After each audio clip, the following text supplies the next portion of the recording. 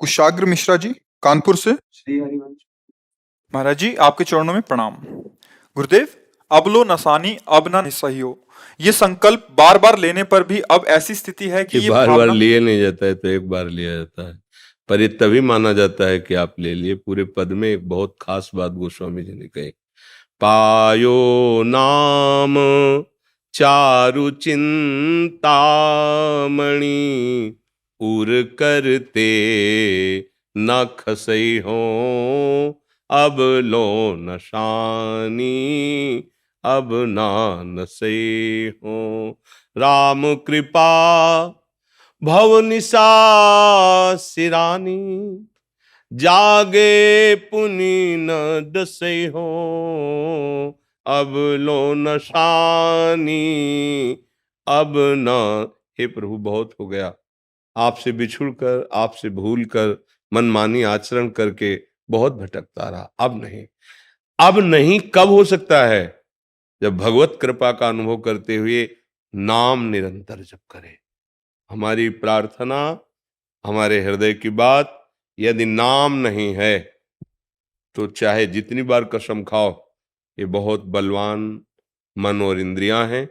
ये विषयों के सानिध्य में इतना मन व्याकुल कर देगा कि आप सब ज्ञान विज्ञान भूल जाएंगे और उसमें आसक्त हो जाएंगे। बचा सकता है तो भगवान का नाम। पायो नाम चारु चिंतामणि। आहा, इतना सुंदर चिंतामणि है कि चिंतित करते ही अपार सामर्थ्य प्रदान करता है। काम क्रोध की क्या बात है, भगवान को भी अधीन करा दे, ऐसा नाम है। नामी को भी अधीन करा दे, बस ये बात समझ में आ जाए। गोस्वामी जी बहुत बार पदों में अपने हृदय की बात कहें, राम राम राम जी जो लो तू न जपी है, तो लो तू कहूं जाए तिहूं ताप तपी है। सुरसरि तीर बिन नीर दुख पाई है, सुर तरु तरे तो ही दारिद सताई है। चाहे जहां भाग चल के जाओ, यदि नाम जप नहीं हो रहा, कुछ छूटिबे के जतन विशेष बांधे जाएगो, होए है विष भोजन जो सुधा सान खाएगो। जागत बागत सपने उन सुख सोए, जुग जुग जन्म जन्म जग रोइए। कुछ भी कर लो, क्योंकि कर्तृत्वाभिमान ये विकारों को पुष्ट करता है और नाम जप दैन्यता पुष्ट करता है। नाम जप उसी का निरंतर हो सकता है जो तृणादपि सुनीचेन तरुरी सहिष्णुना अमानिना मान देन तो कीर्तनी यह सदा हरि। वो हरि के नाम का कीर्तन, हरि के नाम का स्मरण वही कर सकता है जो अभिमान रहित होकर के, सहनशील होकर दूसरों को सम्मान देता रहता है, दैन्य भाव से भगवान के आश्रित रहता है। नाम स्वयं भगवत स्वरूप है, वो कृपा करके स्फुरित होता रहता है। मनमानी आचरण करे तो नाम जब चलेगा ही नहीं जिह्वा पे। नाम कोई साधारण अक्षर नहीं है, साधारण शब्द नहीं है, वो परब्रह्म परमात्म तत्व को भी अधीन करने वाला सामर्थ्य रखता है नाम। ये जिसकी भगवत कृपा में ही बुद्धि है वही समझ सकता है, नहीं तो ऐसे ये माया प्रपंच के प्रवाह में प्रवाहित हुआ जीव क्या जाने। तो इसलिए अभी आपके ऊपर भगवान की कृपा है, जो आप साधन मार्ग को समझना चाहते हैं, चलना चाहते हैं, तो बात पकड़ लीजिए।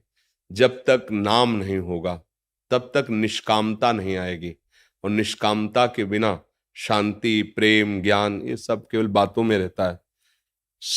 जहां कामनाएं हैं वहां शांति नहीं है, वहां शुद्ध ज्ञान नहीं है, वहां भगवत प्रेम नहीं है। जहां काम तहां राम नहीं, जहां राम नहीं काम। अंधेरा और सूर्य एक साथ कैसे रह सकते हैं? ये ज्ञान अंधकार और भगवान का नाम। इसलिए निरंतर नाम जप करो, अज्ञान अंधकार का नाश उसी से होता है। सब सोहित निष्कामति श्री वृंदावन विश्राम कब होगा? जब श्री राधा वल्लभ लाल को हृदय ध्यान मुख नाम। बहुत बड़ा सिद्ध ये साध्य वस्तु है नाम। दो बातें इसमें खास जगह जगह हमने पाई। जपत हरि विवश तव नाम प्रतिपद विमल, मनस तो ध्यानते निमिष नहीं टरिबो। दो बातें आई ना, मुख में नाम और हृदय में उनका ध्यान। इसमें आया ना, राधा वल्लभ लाल को हृदय ध्यान मुख नाम। जानकी जी अशोक वाटिका में, नाम पहारू दिवस निस और ध्यान तुम्हार कपाट। दो दो चीजें। फिर कोई ये अबलो नशानी अबना नशयो ये दृढ़ हो जाएगा। और जब तक ये इस बात पर ध्यान नहीं देंगे तो कसम खाओगे, 2-4-10 दिन सही चलोगे, फिर प्रमाद स्थिति अपना अवसर ढूंढ लेगी। भगवत विस्मरण हुआ और विषय अपने में घसीट ले गया। इसलिए निरंतर नाम जपने के लिए महापुरुषों ने कहा है, इसीलिए कहा है, कह हनुमंत विपत्ति प्रभु सोई जब तो सुमिरन भजन। नाम चल रहा है, कोई घसीटेगा भी तो आपको परास्त नहीं कर पाएगा। और घसीट तभी सकता है जब तक अहंकार है। अहम रहित को माया शब्द नहीं। जो अहम रहित हो गया वहां माया है ही नहीं। और जहां अहम है उसी का नाम माया है। जड़ चेतने ग्रंथि पड़ गई यद्यपि मृषा छूटति कठिन। नाम जप करो, भगवद आश्रित रहो, तभी दृढ़ निश्चय होगा। दृढ़ निश्चय के लिए कुछ दुर्लभ नहीं है, कुछ दुर्लभ। अरे ये सब बहुत बड़े अरे बड़े विकार खा जाएंगे, नष्ट कर देंगे, ये छोटे बच्चों को डरवाने के लिए है, सुजान जनों के लिए नहीं। सुजान कौन है? जो भगवान का भजन करते हैं, प्रभु के नाम जप में है, वो सुजान, वास्तविक उनको ज्ञान हो गया है। देखो सनकादि हरिशरणम प्रतिपल, काल भी नहीं व्यापता, हर समय 5 वर्ष की अवस्था के भगवत कथा परायण। एक कथा कह रहे 3 श्रोता बन गए। निरंतर हरिस्मरण। ये देखो ज्ञान संपन्न ब्रह्मबोध संपन्न महापुरुष हैं, लेकिन उनकी दिनचर्या क्या है?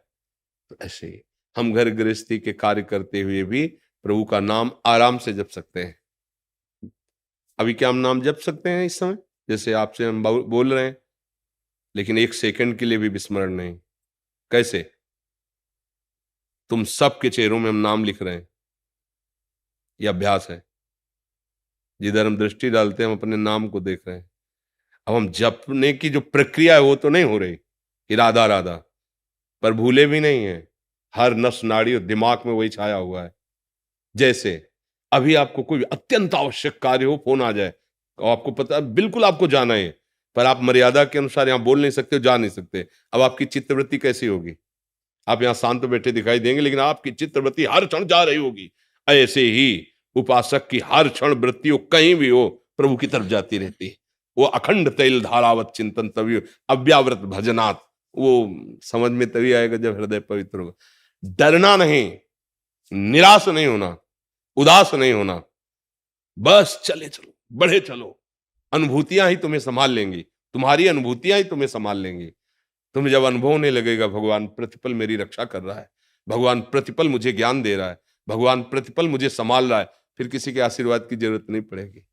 अनुभूति, किसी को पुकारने की जरूरत नहीं, अन्य को। यहां कोई सहयोग देने वाला नहीं। जिसे तुम सहयोगी मानते हो वही बाधक बन जाएगा। क्यों? क्योंकि चित्तवृत्ति में तो आएगा उसका चिंतन, भरोसा तो हमारा उसकी तरफ जाएगा।